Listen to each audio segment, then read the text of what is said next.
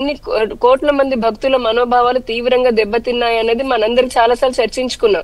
కానీ ఇందాక మీరు ఇంట్రోలో చెప్పారు చూసారా, ధర్మారెడ్డి గారి గురించి పశ్చాత్తాపం ఏమైనా పడుతున్నాడేమో అని. అసలు ఆ మొహం చూసారండి విజువల్స్ లో మీరు? అదేమైనా కొంచెమైనా పశ్చాత్తాపడే మొహంలాగా మీకు అనిపిస్తుందా? నిజం కొద్దిగా నవ్వుకుంటూ అలాగా మామూలుగా వెళ్తున్నారు. వాళ్ళ ఆ వైఎస్ఆర్సీపీ లీడర్లకు కానీ, వాళ్ళ ప్రభుత్వంలో పనిచేసినటువంటి అధికారులకు కానీ కొంతమందికి నిజంగా పశ్చాత్తాపంలో అని పలకేటటువంటి ఆ భావం కూడా రాదండి వాళ్ళకి. ఎందుకంటే అన్ని తెలిసి నిజంగా వాళ్ళు ఒళ్ళు కొవ్వెక్కి మరి చేసినటువంటి వీటిల్లకి వాళ్ళేదో పశ్చాత్తాపడిపోతారు. ఇప్పుడే ధర్మం గుర్తొచ్చేసి ధర్మాన్ని రక్షించాలి కాబట్టి ఇప్పుడు వీళ్ళేదో బాధపడిపోతున్నారని మనం అనుకుంటే నిజంగా మనం అమాయకులమే అవుతాము. ఇంకొక పాయింట్ ఏంటంటే, ఇందా జగన్మోహన్ రెడ్డి గారి గురించి చెప్పారు కదా, అసలు ఆయన మాట్లాడే మాటలు అంటే రోజుకొక కామెడీ లాగా. ఒక పక్క రాష్ట్రం సీరియస్ గా ఇంత పెట్టుబడులను ఇంకొక వైబ్ లో మనం వెళ్తూ ఉంటే గనక ఈయన చేసేటటువంటి పిక్చర్ కామెడీ. అది మెడికల్ కాలేజ్ కానీ ఇప్పుడు ఈ ఆవు గురించి గోవు గురించి కూడా, గోకి సరిగ్గా మేతేయకపోతే సరే పాలు పౌష్టికంగా ఉండేది సహజంగా అలా మార్పు ఉంటుంది. కానీ మరి మీరందరూ గుడ్డిగాడిదకి ఇప్పటివరకు పళ్ళు దోముతున్నారా? టీటీడీ బోర్డు గాని చైర్మన్ గాని అసలు వాళ్ళని పక్కన పెడితే రాజకీయంగా ఉన్న వాళ్ళని ఈయన సిట్ మనకి వచ్చినటువంటి మీడియా గాని లేదంటే సమాచారం ప్రకారం నేను చూస్తే గనక చాలా మాటలకి కమిటీలు ఏర్పడ్డాయి, నాకు సంబంధం లేదని అంటున్నారు. కమిటీలు ఏర్పడితే కమిటీలు ప్రొక్యూర్మెంట్ చేస్తుంటే అసలు ఎగ్జిక్యూటివ్ ఆఫీసర్ వెరీ బేసిక్ ఆయన డ్యూటీ ఏంటండి, రెస్పాన్సిబిలిటీ ఏంటి? ఎగ్జిక్యూటివ్ ఆఫీసర్ అంటే ఏంటి? ఏం ఎగ్జిక్యూట్ చేస్తాడు ఆయన? ప్రొక్యూర్మెంట్ గురించి కమిటీలు చూసుకుంటారు. ఇంకా నేను మటుకు లంచాల గురించి చూసుకుంటాను, నేను మటుకు స్వామివారి ఎట్లాగా ఆస్తుల్ని లేదంటే భూముల్ని లాగేసుకోవాలి, లేదంటే కనుక ఇలాగా లడ్డూలు అవిని కల్తీ చేసేసి లేదా కృత్రిమ లడ్డుని సృష్టించేసి ఎలాగా మిగతా వాళ్ళ నుంచి లంచాలు తీసుకోవాలి, ఇవా ఎగ్జిక్యూటివ్ ఆర్డర్ చేసేది? ఏం మాట్లాడుతున్నారండి వీళ్ళు? నిజంగా చెప్పాలంటే ఈ వైఎస్ఆర్సీపీ ప్రభుత్వంలో అటు జగన్మోహన్ రెడ్డి మొదలుకొని మిగతా ఎవరైతే ఉంటారో వాళ్ళంతా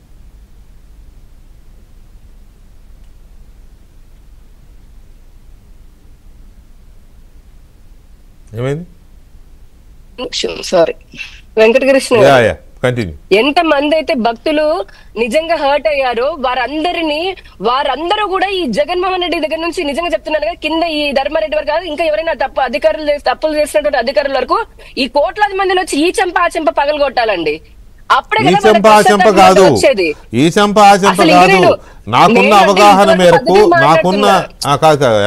నాకున్న అవగాహన మేరకు వేరే మతాల్లో దేవుడి విషయంలో ఇలాంటి ద్రోహం చేస్తే రాళ్లతో కొట్టి చంపుతారు. నాకున్న అవగాహన మేరకు.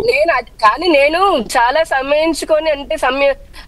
చాలా సంభాషించుకొని మాట్లాడుతున్నా. నాకు ఆ కోపంలో బాధలో మాటలు తమాయించుకొని మాట్లాడుతున్నా. ఇన్ని కోట్ల మందిని ఇంత ప్రపంచ వ్యాప్తంగా బాధ పెట్టారు కదా, ఒక్కొక్కడు వచ్చి నిజంగా చెప్తున్నాం మళ్ళీ ఈ చెంప ఆ చెంప వాయించి గుండు గీయించాలండి. తిరుమల స్వామికి ఎలాగో నీళ్ళలు వీళ్ళ కేశాలు దేవుడికి వద్దండి.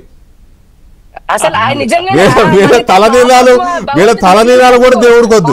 భగవంతుడు మొయ్యలేడేమో. భక్తుల కంటే భక్తులు మీరన్నది కరెక్టేనండి.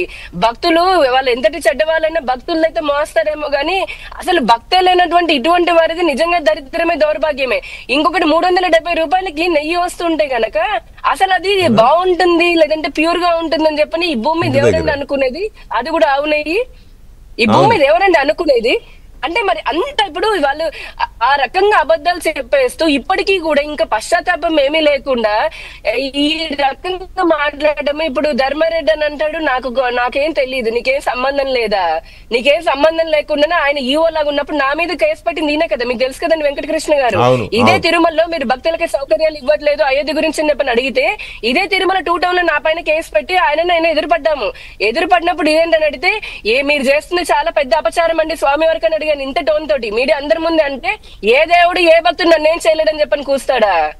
మమ్మల్ని పోలీస్ స్టేషన్ చుట్టూ తిప్పినట్టు అనుకున్నాడా వెంకన్న స్వామితో ఆటలాడా? అంటే ఇంకా ఎటువంటి నిజంగా అనకూడదు. కానీ ఆ ధర్మారెడ్డి అయినా ఇంకో రెడ్డి అయినా ఇంకెవరైనా సరే, అది అధికారులైనా ప్రజాప్రతినిధులైనా రోడ్డు మీదకి తీసుకొచ్చి కూర్చోబెడతాడు వెంకన్న స్వామి.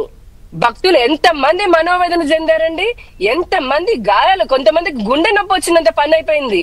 కల్తీలు చేస్తున్నారా మీరు? కల్తీ కాకుండా ఇప్పుడు కృత్రిమ నెయ్యి తయారు చేస్తున్నారా? కరెక్టే.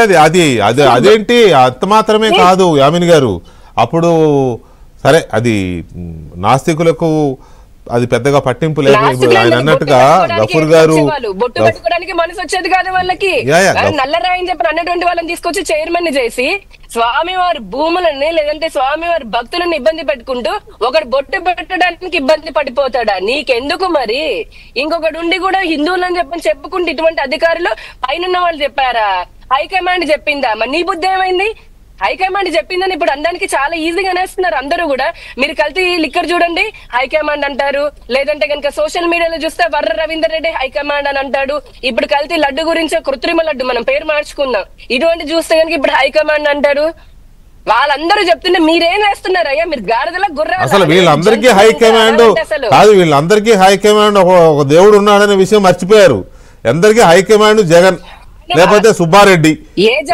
వీళ్ళ అక్కడ దేవుడి సన్నిధిలో పనిచేస్తూ ఒకటి